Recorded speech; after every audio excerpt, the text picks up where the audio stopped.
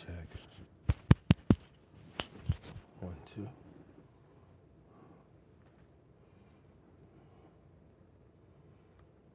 Good morning. What's happening? How everybody feeling this morning? Good to see you here. Welcome in. You know what, guys? Make sure y'all can hear me. Let me check and see.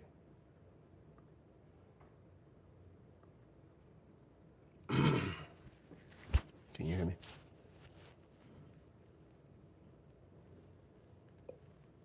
I believe y'all can hear me. I should be coming through pretty good.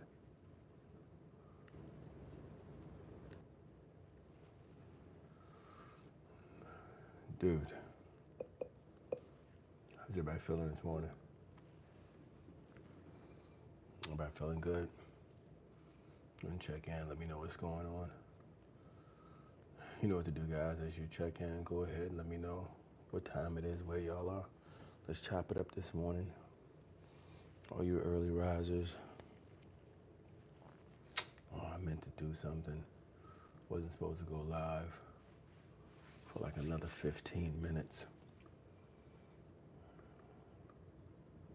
I was changing a couple of things.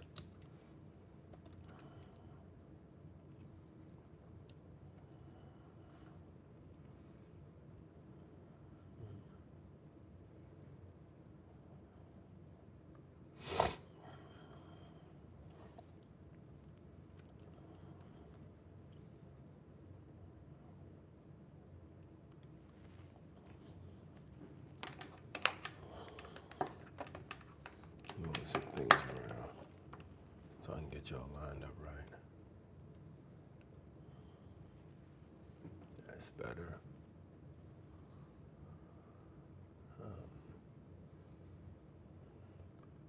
Dude, I jumped on here too fast. I wasn't set up at all.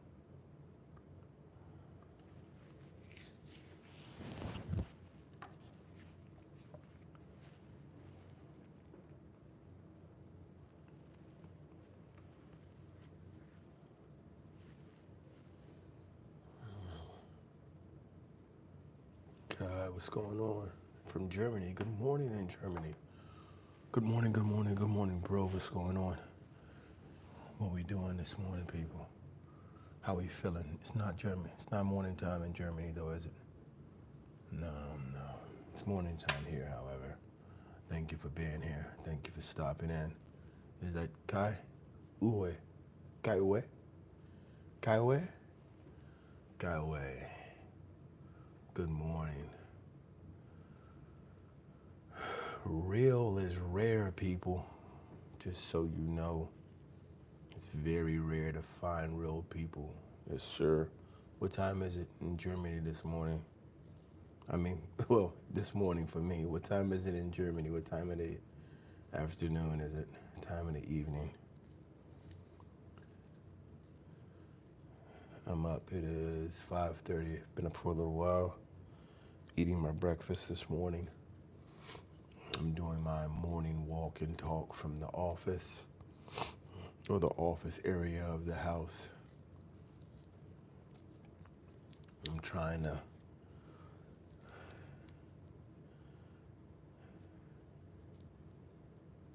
keep building, keep growing, trying to be as real as I possibly can. I got 7 children, man. I got 7 kids. Kids see fake so fast. Like, kids can see when you fake. Like if you want to find out if you playing games, whether or not what you say about how you live and whether or not how you live is actually how you live, ask kids and let them be honest. Tell your kids that I want to hear your voice. Tell your kids your voice matters. You want to find out whether or not you're living by the principles and the standards that you say you are. Let your kids talk to you, because real is rare.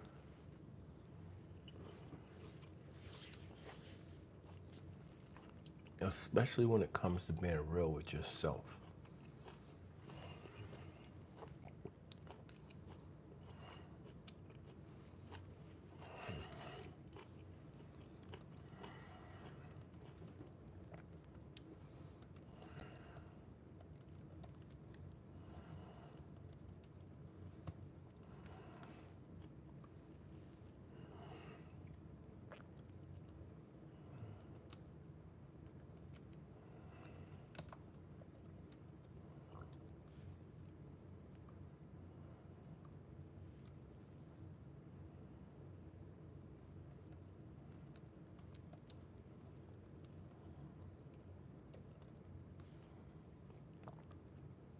Go ahead and put this up here. Put this.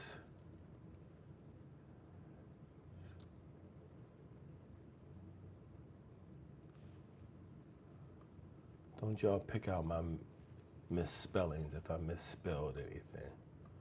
I'm going to go ahead and throw this up here, guys. I want you guys to take a moment and look at it. Fill out that little survey, guys. Take a look at the survey and let me know what area of you needs the most work. What area? Like, can we be honest with ourselves and be like, yo, I need work on my mental. Like, my mental is all over the place.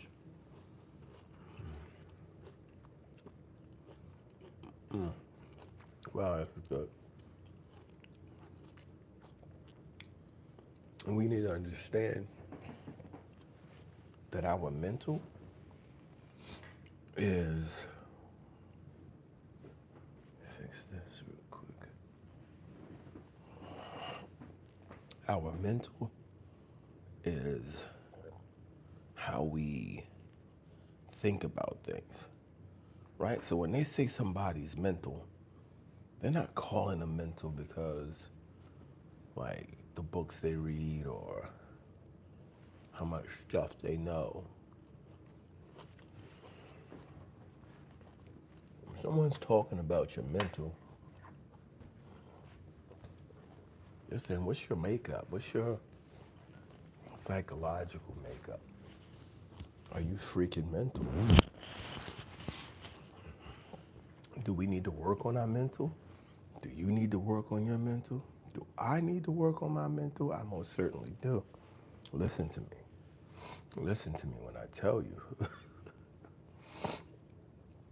We all need to work on our mental, man, because I come on here a lot and I talk about discipline. And then in discipline, you got to cover emotion and you got to deal with, like,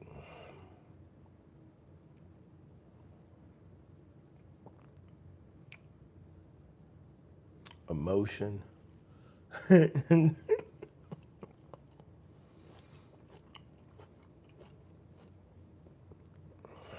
then outside of the emotion, you have to be able to talk about the spiritual and the physical battles. But man, the mental,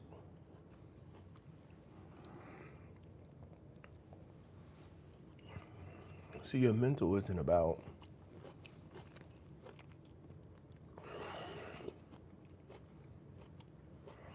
whether or not you feel things, because we all feel things. Your mental is about how you process it. Am I supposed to be able to read that name? 101? All right, I'll call you 101. What's up, 101?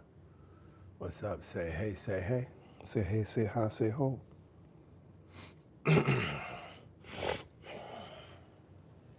mental is important. The emotional. So what is actually emotional development? I think that's what we should be talking about today. Because real is rare. What is emotional development? Like we all have emotions. Like, emotions are there. P. Diddy's, why you are dead ass serious ring now? What? P. Diddy's. What's going on? That question don't make no sense. But I do want to say this. Yeah. Right now, we're just trying to figure out how rare real is. You gonna clarify that question, P. Diddy, or you gonna just throw that in there and then just let it float?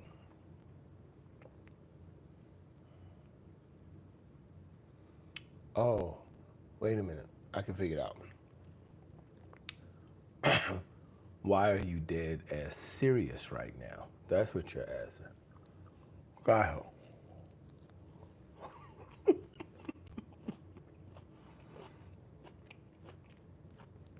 Because real is rare, man.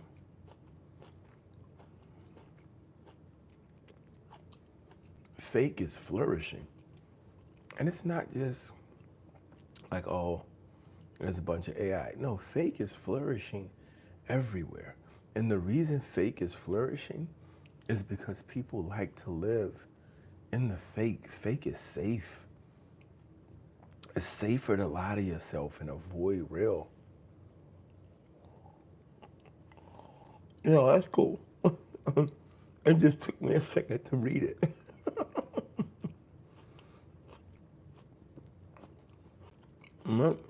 Peace out, P. Diddy. All love, be all love. Good morning. Thank you for checking in, man. Fable. Good morning, nephew. Welcome in. How are you doing today? This evening? I'm on here, man. You know I'm normally out. I'm on the walk and talk. I'm in the office today. It's the 4th of July here in the United States. We're celebrating having won a battle or a war.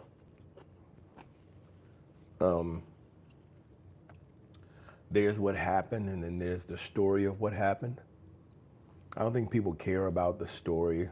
I don't think people care about what happened as much as they enjoy just the story of it.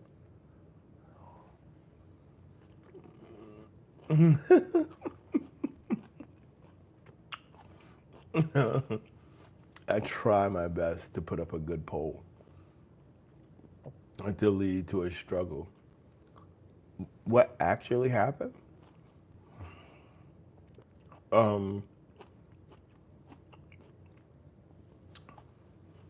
So what actually happened for the United States to become the United States?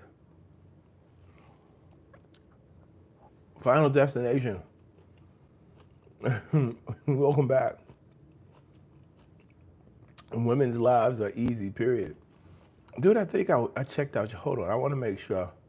Don't go nowhere, Final Destination. All right. Yeah, this is you. Dude, what's going on, man? What are you dealing with? Let's talk for real. Men suffer more in this hell realm, for real. Listen, have you visited his page, Fable?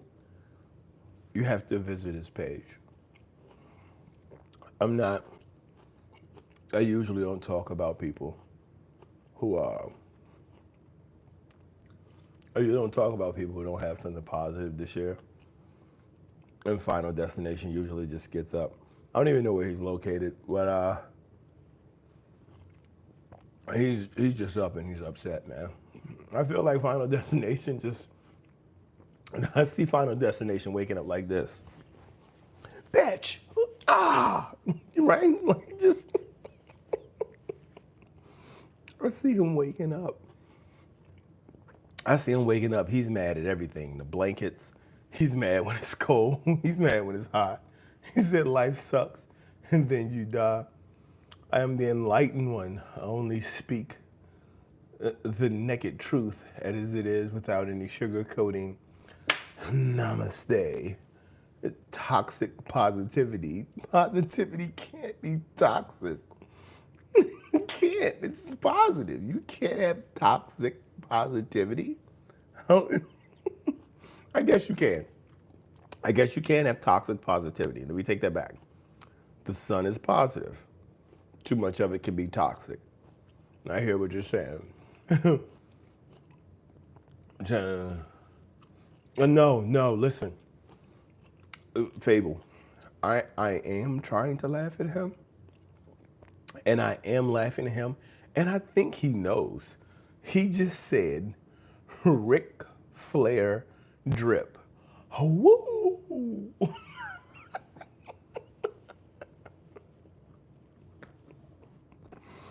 Thank you, Final Destination. Thank you. Um, Thank you for lighting up the morning this morning, man. I appreciate that. Is Cooker. Okay. Do you mean crooked? John Cena never had kids. Who else doesn't want to wake up tomorrow?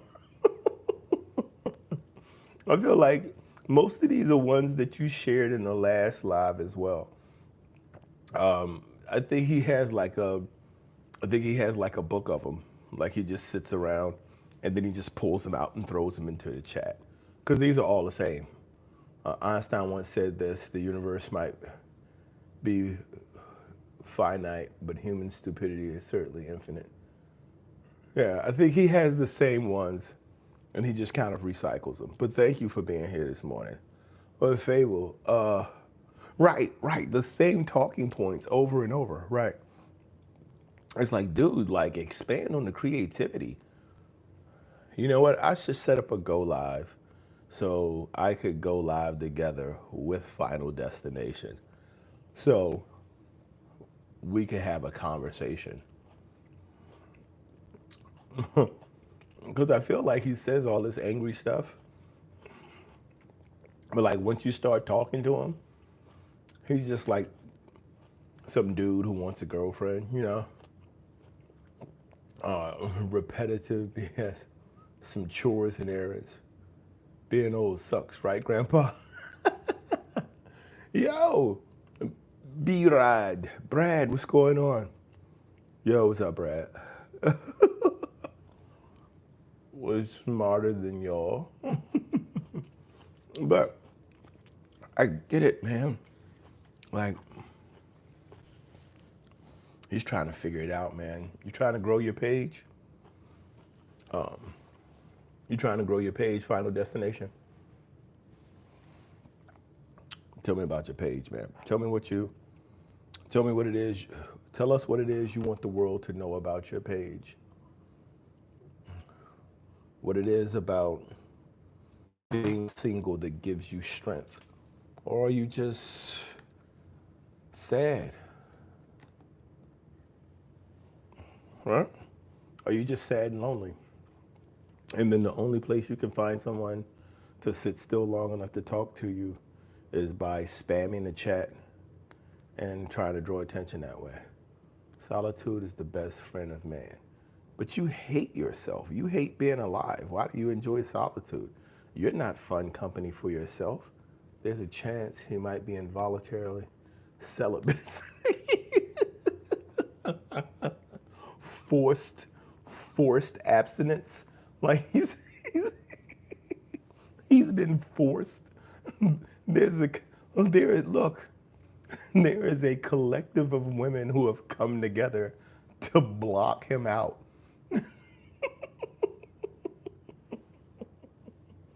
Like they have meetings about not talking to him. Oh, come out with me, Final Destination. I hope you get some action. Oh man, I tell you what, listen, astronomy over sex. Listen, let me tell you something right now, Final Destination. Since 1953, astronomy has been keeping men sterile and celibate for many, since 1847. The last time astrology got somebody laid was when they navigated to the United States using the stars. It's been a long time.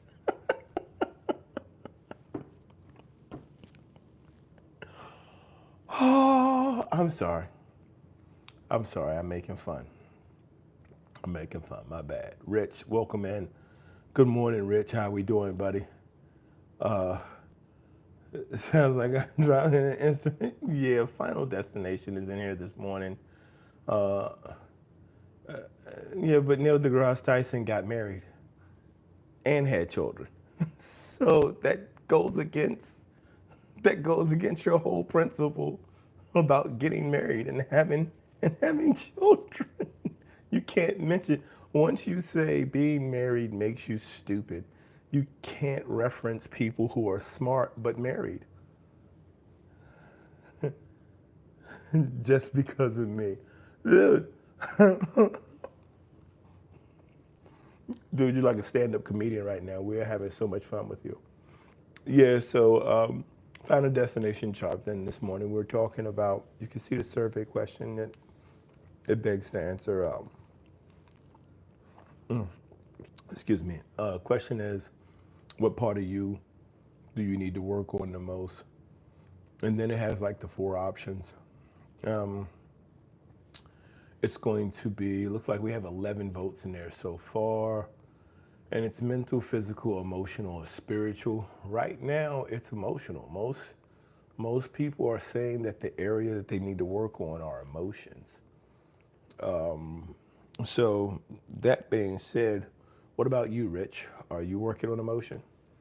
Is emotion a focus for you? Do you think it's mental? And it's interesting that it's emotion because, like, literally so when we say we want to work on our mental, there are actual exercises that can change the way we function chemically, mentally, right? When we say we want to work on our physical, there are actual exercises that we can do that can change the way we work out, the way our body responds, the way our body is built, right? And then when we talk about spiritual, there's actual study that we can do. Whether we study astrology, whether we study religion, whatever it is, spiritually, whether we meditate, whether we pray, whatever it is, we can work on the spiritual aspects of us. Please ask a final question. Thank you for giving us a laugh, etc. But you can learn a lot here. He could learn a lot here if he wanted to. But the thing that comes to mind is that the final part of it is emotion, right? So many people want to develop in the space of emotion, right? They want to have emotional development. But when you want to have emotional development, what is it that you're really developing? Because the emotions are there, right? Emotions are the one thing that are going to be there no matter what. Like we have 0 control over our emotions, right? We can try to use our mental capability to put us into a place where we can better appreciate our emotions, or we can try to regulate our response to those emotions, and we can try to fix our outward behaviors and actions. But the thing that's going to be important, peace out, find a destination. I see you next time in, man. Thank you for stopping by.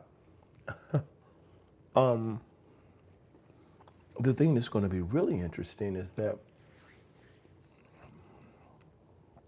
when we come to the understanding and the realization that emotions are like the one thing that so many of us want to work on that we don't control.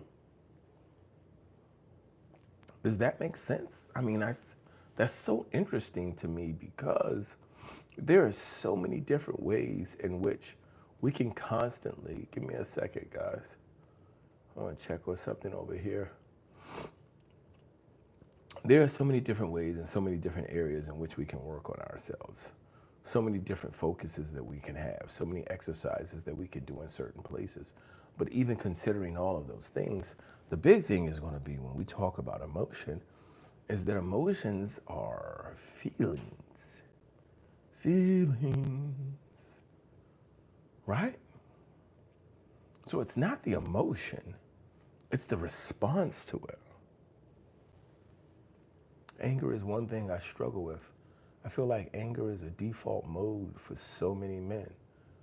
I never black out in a rage or anything, but sometimes I just feel agitated and grumpy. Right.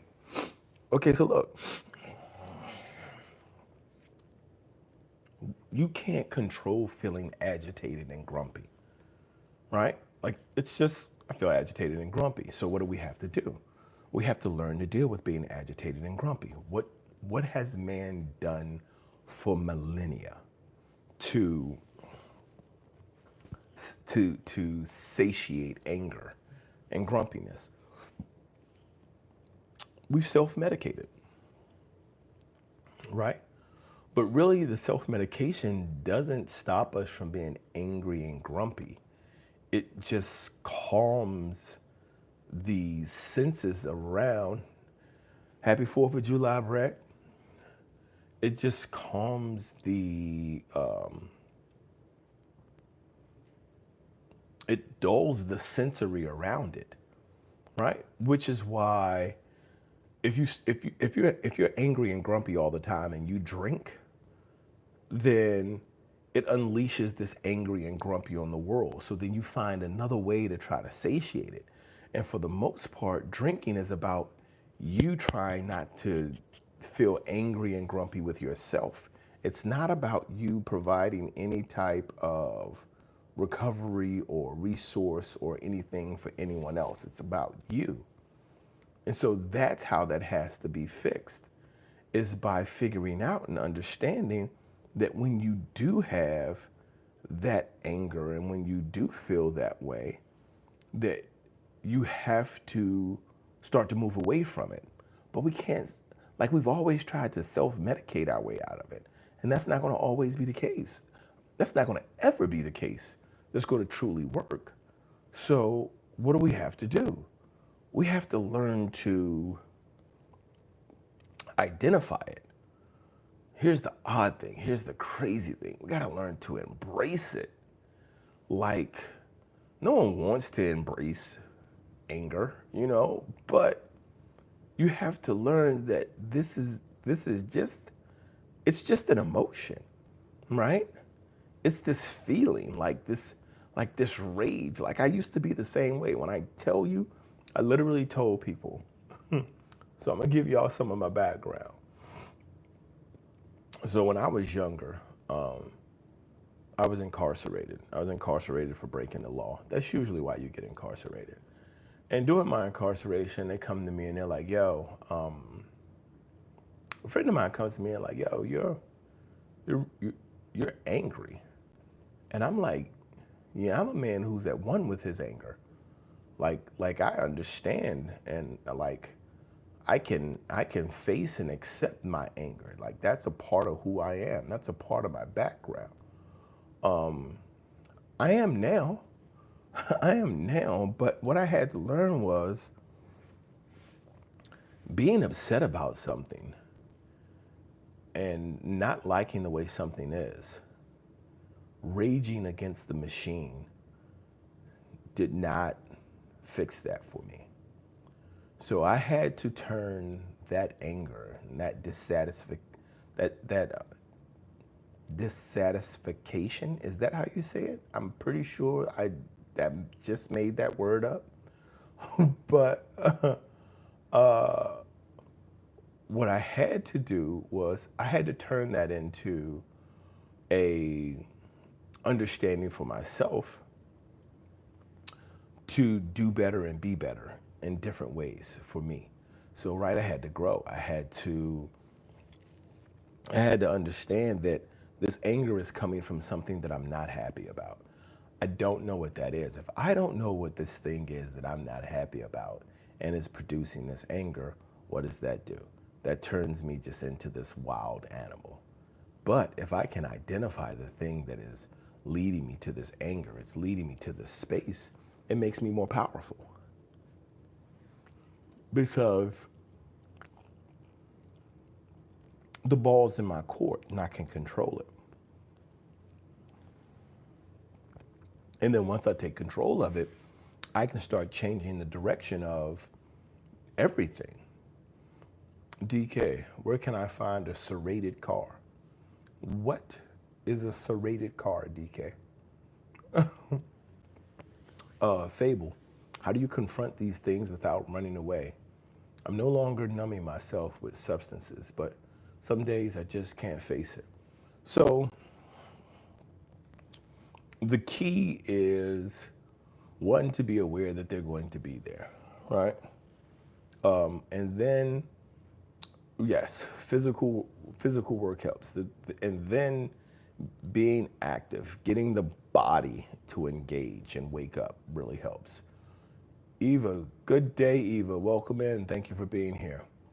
Also, that kind of tires you out. That was one of the things that I did early on, was just, I would just rage into fitness, before I really knew how to do anything with it, I would just rage into physical activity, like push-ups, basketball, running, lifting weights, just anything that was physical activity that just wear me out. But that also had to do with the fact that I just recently learned in one of my therapy sessions, not recently, a few months ago, they kind of identified that I'm a little ADHD. By a little ADHD, I don't even know if you can be a little ADHD. I guess if you can be a lot of ADHD, you can be a little ADHD, but at any rate. So I found out that I had that going on in my life for a while.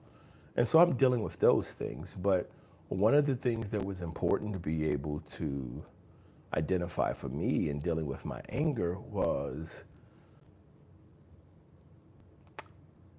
I had to understand that the anger was a response to something. And the challenge was the anger would boil up without having a catalyst. You know, it's like spontaneous combustion. What's going on, Ghostface? And so when you have like this emotional response to nothing, right? Like when you just wake up angry, or you're sitting there and there's no reason to be angry, but you are. And you engage angry and you talk angry and you are angry. When you wake up this way and you behave this way and you don't feel any control over it, it is debilitating. It literally makes you feel helpless, like it's a horrible feeling. And so one of the things that I started to do in this process was to just stop and think. Like I had to identify. I'm like, okay, I get it. I get it that I'm upset. I get it that I'm bothered. Why? Right? Because ultimately, when there is an emotion, it's for, like, there's a catalyst to it. It's a reason for it. And that emotion is trying to move you somewhere. Keep in mind, right? Anger is not just anger for the sake of just being angry. Anger is actually trying to move you somewhere.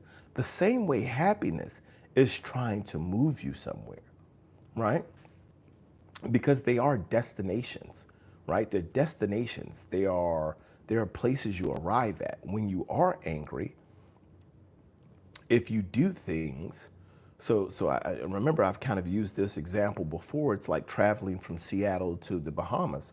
Like if you're in Seattle and you prepare to be in Seattle and you pack clothes for Seattle and you dress to be in Seattle, even when you get to the Bahamas, you're not going to be happy because nothing that you have on you fits being in the Bahamas.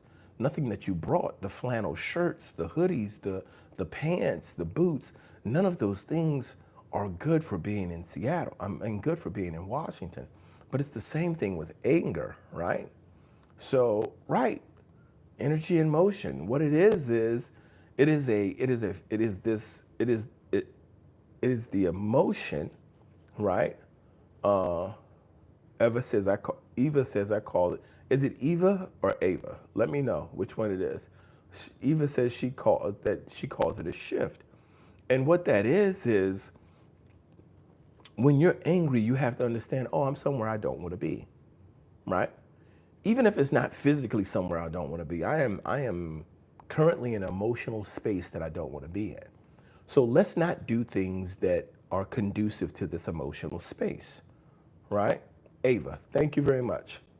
So let's not do things that are conducive to this anger, right?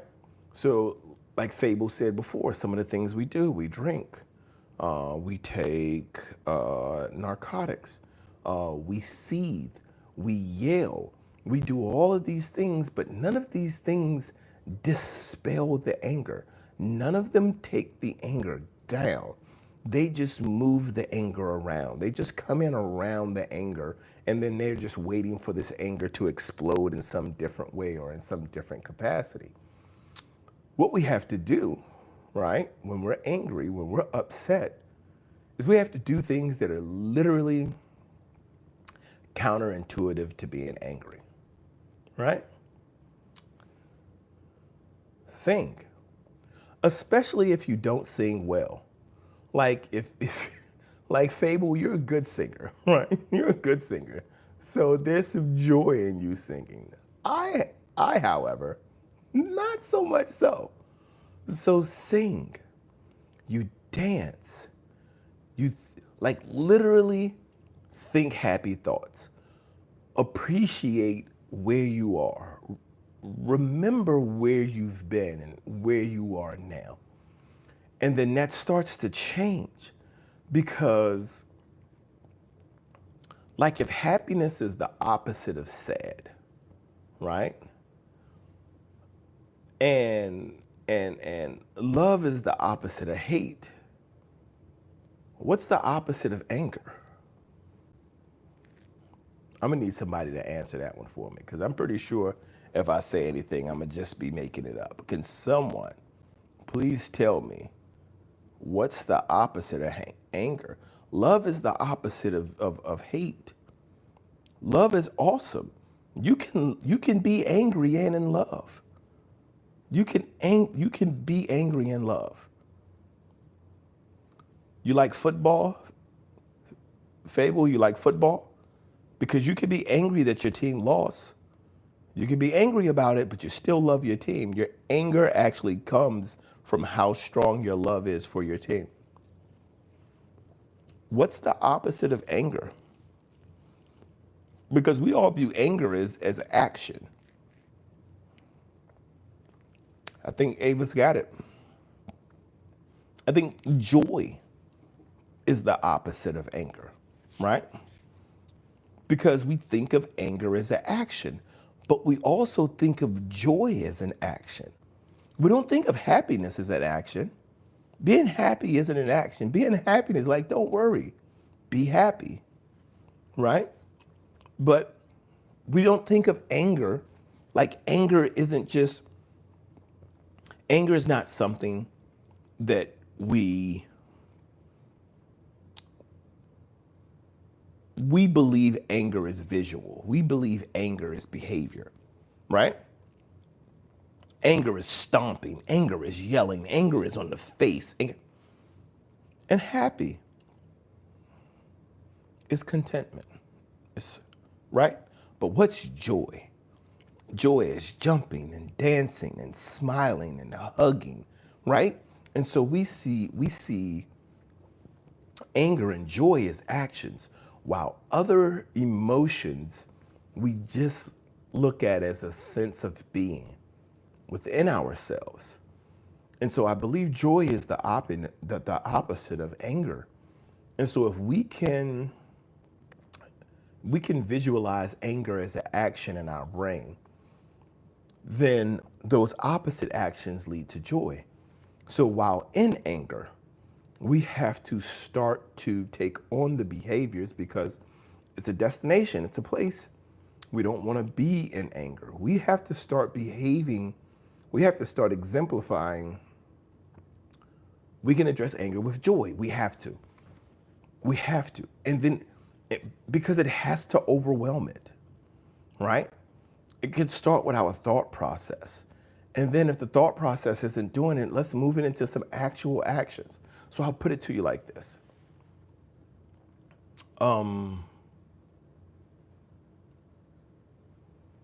I recently, a few months back, I saw this Matthew McConaughey short, and I think I might have put it up on the channel as well, where he essentially said the default place to start should be laughing. We should start from a default of laughing. So if that's our default, even if we don't understand something, we don't get angry about it. It's like, wow, like I didn't understand that. So imagine you're angry. You're in a house and you're angry, right? And then you get up and you start dancing.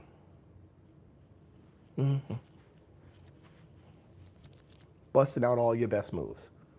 You start singing, you're sliding, you're jumping around. It's going to create a transition, right? Especially if there are other people around you. And this is a really good test, people. This is a really good test about the people who are around you as well. Because if you find out that you are like sinking into anger and you're starting to embrace being angry and you can feel it like boiling up, and you say, I'm going to combat this with joyful behavior, and you start to combat it and be joyful, then now what you're doing is, if the people around you are, what are you so happy about? Right? That's what we're going to hear. What are you dancing for? Right? It changes how you feel. Almost their response to it is like, wow, like I'm dancing. And you start to see it's like, wow, like that's, like I'm not just angry because I'm angry. Like I'm in an environment of unhappiness, or I'm in an environment of just, what's the word for like dissatisfaction. I keep saying dissatisfaction, and I'm pretty sure I'm making that word up. I'm pretty sure. Someone please let me know if dissatisfaction is a word. I know dissatisfied is. I don't think dissatisfaction is a word. But I've used it so many times this morning. So now it becomes a matter of, how do I become joyful? Like, how do I move away from anger? And the opposite of anger is joy, right? Thank you very much for that, Ava. Like, it took me I couldn't really picture it, but I can now. And so it's interesting, because when you have these opportunities to be this in your life, right? When we're working on emotion, we're really not working on our emotion. We're working on our response to our emotions. And here's the crazy thing. I've always said this. One thing works on another thing. If you start to see improvement in one space, you'll see it in another. So, looking back, I can attest to how true this is. I was least angry when I was in my best physical condition. When I spent my time working out towards a fitness goal, and I paid attention to my diet, my recovery, planning my next workout, my time in the gym, having conversations about workouts. When I spent my time doing those things, I had less anger. And the reason I had less anger is because I spent my time doing those things. Like my energy was consumed in a way, in something that I appreciated and I enjoyed. So not only was I in a better emotional state, I was in better physical condition. So as we start to work on one thing, we will often impact other areas, right? So for example, Fable, you do music. How does it feel when you're like really in tune? Like, okay, when you're really in tune with writing your music, I mean, like when you can feel like the next thing that's going to happen. I've never played music, but I love listening to music. I think jazz is one of the greatest expressions of it. And then like as a artist, when you're crafting something and then you get into it and you're like, oh, it's 4 hours later. You know what I'm saying? Like, how does that feel for you? Fable said, that's a good point, you know. We have a school in England for naughty kids, and the school gives them more physical education to burn off energy and a really healthy diet at lunch.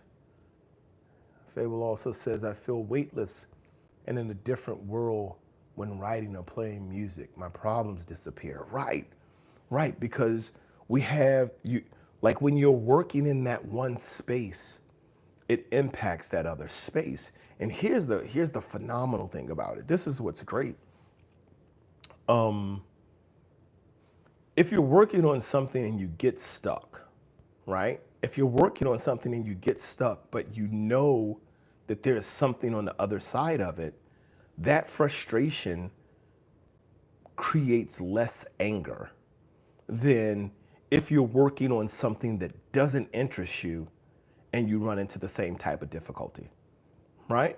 So when we start, so like when I'm in the gym and I'm working on improving my bench press and I get stuck at like a few pounds away from where I'm trying to get to,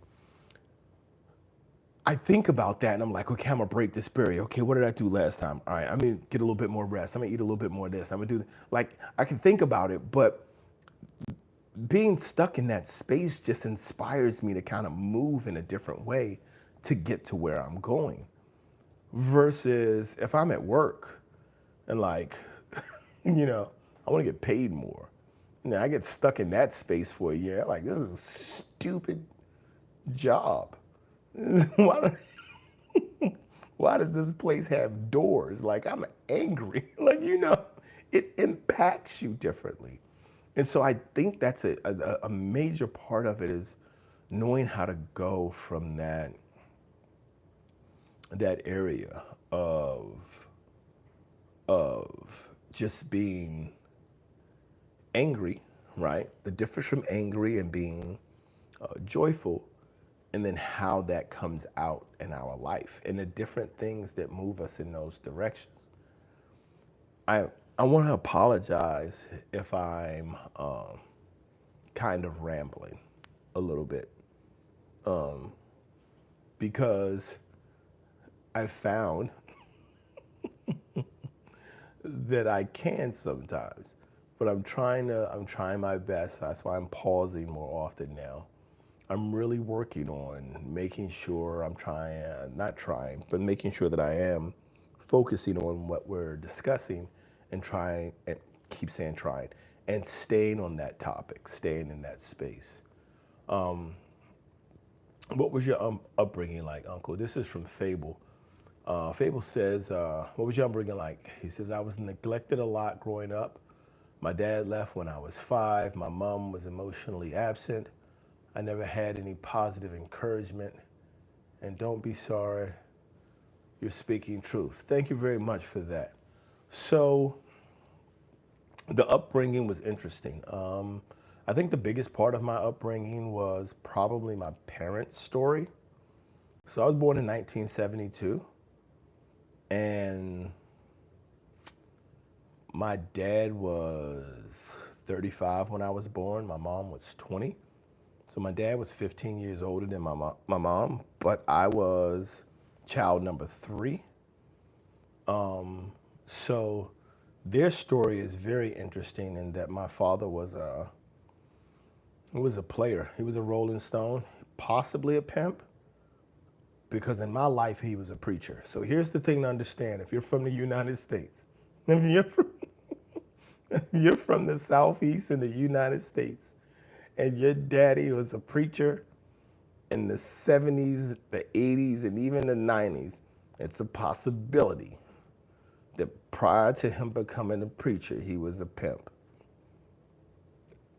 Just the way things are. So, as I listened to some of the stories that my older siblings, because my father was married previously, and he had situations in that marriage, which of course led to him being married to my mother, which is a whole other story.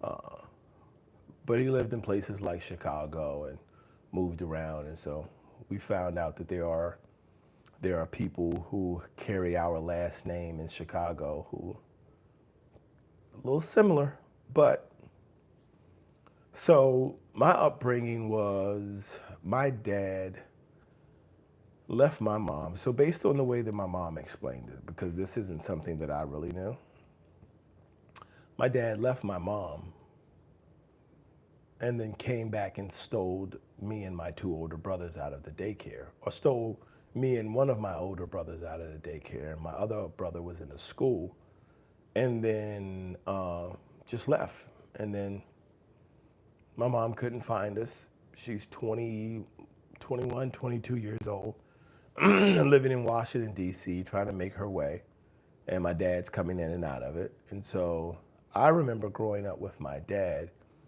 and moving every year.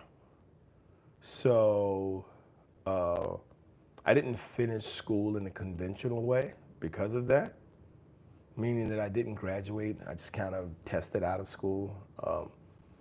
I call it a GED. They said it wasn't a GED. They said it's a diploma, but I'm like, okay, whatever you guys say. It didn't matter one way or the other. There was no settling down, which is why when I talk about my purpose and the things that I'm looking to bring to my children, the stability, yeah, that's a big thing. But we would run up and down the coast, the East Coast. We would live in different areas. We would do different things. I think I explained to you guys that I remember hitchhiking from Tennessee to Washington, D.C. with my dad when I was young. I remember living in a bus. It's funny because it's really kind of a blur. Like, I have certain things that I can remember, but I didn't know that my childhood was bad. Does that make sense? It was really interesting because, yeah, right. That's what I got, Ava. Like, I moved around a lot, but I got to live in different spaces. So let me see if I can run down some of the cities that I lived in when I was growing up. So I'm going to start from the north. We lived in Haverstraw, New York. We lived in, coming down, I think we want to just jump. We lived in Cincinnati, Ohio for a very short period of time, mostly in a homeless shelter, and then we're out of there. All over Maryland, all over Washington, D.C., all over Northern Virginia. And then that's going to put us in Carolinas. Lived in High Point, Greensboro, Fayetteville, North Carolina. Don't remember living in South Carolina. Didn't live in Georgia. Lived in a place, if anybody is from the state of Florida, there is a place called Flominton. Flominton, Alabama. Flominton, Alabama. That is kind of tucked in between Florida and I believe Mississippi on the other side. And all I remember about Flominton is that when it rained, the road that we lived on, the creek came up on both ends of the road. So when it rained heavy, you didn't go anywhere, right? You were just in the house. It was a big house on a big piece of land. But here's the other thing. When the creek came up on the road, I don't think it's spelled with a W. I think it's spelled Flominton. So Flominton. I think it may be something like that. Doc, I think it's spelled Flomenton. But we could check though. But I believe that's how the spelling of it is. And so Doc said autocorrect. Yes, autocorrect was like, yeah, this is you got a IN in there. It needs a G, right? And so without the W, there you go. So you know where it's at, Doc. You know what I'm talking about.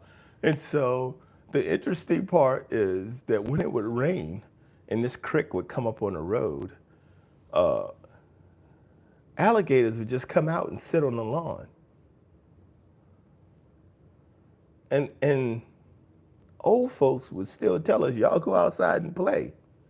No, you go outside and play. That's a freaking alligator. I'm not going out there. I'm not going out. I think the E is supposed to be an I. Let me see if I can look this up. Flomenton. Yes, Flomenton, Alabama.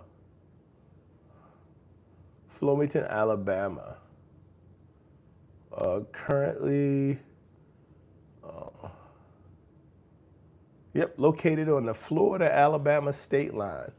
Zip code 36441. I'm not going nowhere near no alligator. Me either, Fable. Oh, man. And so it was crazy, but I remember that part of my upbringing because one of the interesting things about it was also when it would thunderstorm, man, old country folk. When it would thunderstorm, they would open all the windows. They would open all the doors, and they'd tell us to sit still. And as part of the show, as part of being in a freaking thunderstorm, is to watch lightning go through the house. I'm like, I don't think this is a good way. But I remember sitting in the living room and the adults were just like, just be still. And I'm like, if y'all didn't have these windows open, But evidently the reason for it is because so many of these houses were not built back in the day with like any type of grounding or anything like that, the way the electrical was done. And if the houses were built, mostly they're built out of wood. If they're struck by lightning, they just catch fire and burn down. And so it evidently made more sense to just open the windows and let thunder or let lightning just go through your house versus striking your house. And I'm like, but we're in the house. But no one ever got struck by lightning. But that was part of my upbringing. Doc Watson said, no lie, I was just there yesterday. Really, Doc? Oh, dude, it's an interesting small town. It's a very small town, but yeah, I lived part of my life there. I lived a portion of my life there. Fable says, I wanted to do coastal hike in America, and honestly, seeing an alligator would end me. You don't see as many as you think you would see. Like it's not really on the coast. You want to get into Florida, into Georgia. You got to get into the swamps. So you get into these areas, and then there'll be Mississippi and places like that. They'll be nested up in there. But alligators are pretty chill, man. You probably got to mess with one for it to mess with you. Free electricity, mess. Ava says it's electric. Oh man, it is crazy. Doc says, true story, my father was struck by lightning when I was a kid, and he survived, but it messed them all up. Yeah, man, lightning's no joke. Lightning's no joke. But we were playing with it in Flomenton. I said, this is crazy. So, what else? Part of my upbringing also included I learned fairly quickly. One of the things that was interesting is going from school to school, and I don't even know if you can do this nowadays, but I would just go into school and test into the next class. Like it didn't matter. Like I don't remember having a school transcript ever. Like they were like, "Do you have a transcript for this child?" And I remember walking into so many offices, and my daddy just be like, "No." Like they're like, "Okay, we're going to give him a test," and then they would give me a test, and they'd be like, "Okay, I got it," and they were like, "Okay, well, yeah, he's old enough to be in this grade. This is what grade he's in." So they would like, I've tested into a higher grade, but I've never like not been able to get into a grade from going into school, which was interesting. Doc said, "Fun to stop by. Sorry, work calls. Have a blessed day." You have a blessed day too, Doc. It was a pleasure speaking with you, man. Thank you for being here, being part of it. And now I guess, Doc, man, you are like Flominton bros. I guess we're kind of connected through Flominton, Alabama, right now. And then another thing for my upbringing that was interesting was not only that I like not being like settled, like again I told you, like I didn't know that I wasn't like living a good life, or that my life was like broken. Like you could get a sense that it's like, things could be better. We had television. Used to watch. What's the one with the different strokes?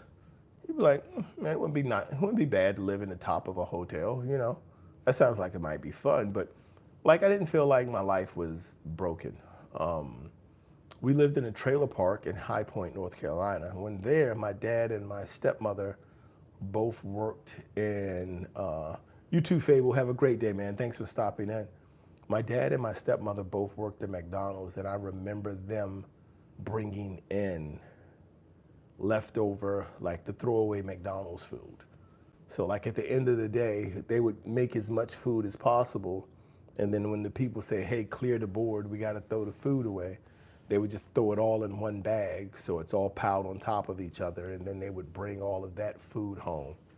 And, we would just, this was at the advent of the original McRib sandwich. So that was part of my upbringing. So, that's kind of where I come from. That's kind of my background. Some interesting stories, some interesting time, some phenomenal brothers, but getting older helped me learn, helped me become, better behaved. So, but hey guys, thank you so much for being here. If you haven't done so yet, guys, if you're still in this chat, you're still a part of this live. If you haven't dropped a thumbs up, if you can drop a thumbs up, I would really appreciate it. It helps out a lot just to know that there's support being there. Also, if you guys have any questions that you want to ask, anything that you want to share, it is the 4th of July. I'd be happy to share with you guys. I was just saying bye to Doc, Uncle. It's interesting how we don't know what the crack is when we're experiencing things. We really don't. Like, we really don't. When we're living the experience, it's just living the experience. Like,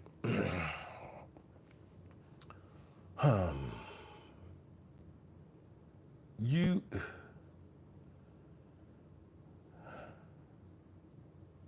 when you're running, like you really don't know you're running wrong sometimes. You know what I'm saying? Like you're just running, you're just enjoying the run. And it's like that with living life. And so, hey, Ava, thank you very much. Thank you for being here.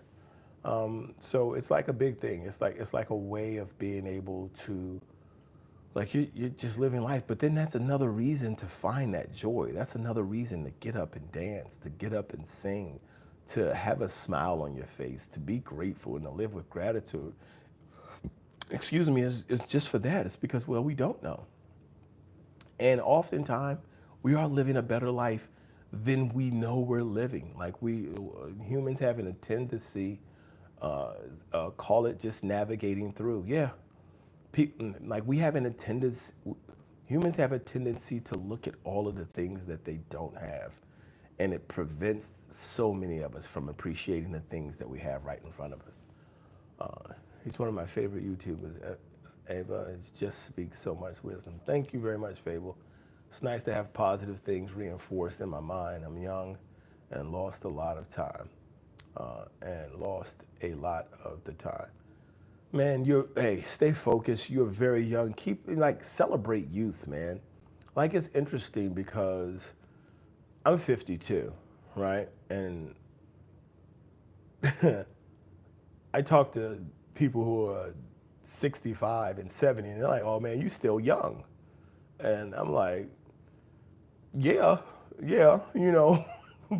But I keep looking at the life that I've lived, and I'm like, well, I'm not 22 anymore. Well, no, I'm 30 years removed from 22, but I'm 52. I'm still able-bodied. I'm still doing things. And so I once had, when I was training as a personal trainer, I had a client ask me one time, they were like, why do you run? Right? They were like, why do you work out? Why do you lift weights? I said, and you guys know, if you've watched anything, I hate running. And so they were like, why do you run? I said, I run because I can. Like, my body still can. My body can run. My body can jump. Like, working out is a celebration of what my body can still do. And so I enjoy it. Like, I stay in it and I live with it. And so I've been on here about an hour this morning, guys. I want to appreciate you all for being here. Thank you so much, Ava, Doc, Rich, Fable, everyone who stopped in. Final Destination, thank you for being here. I'm hoping you check back in on the next one. It's always great to have you guys be a part of this process, be a part of the talk. I'm glad we were able to share this morning. Everyone out there, please have a safe and blessed 4th of July, and I will catch you guys on the next one. Remember, discipline, it's got 4 parts: repetition, patience, consistency, and perseverance. The first 3 parts work on the thing. The last part works on you. And I'm gonna finish it up. Thank you, Fable. Take care, man.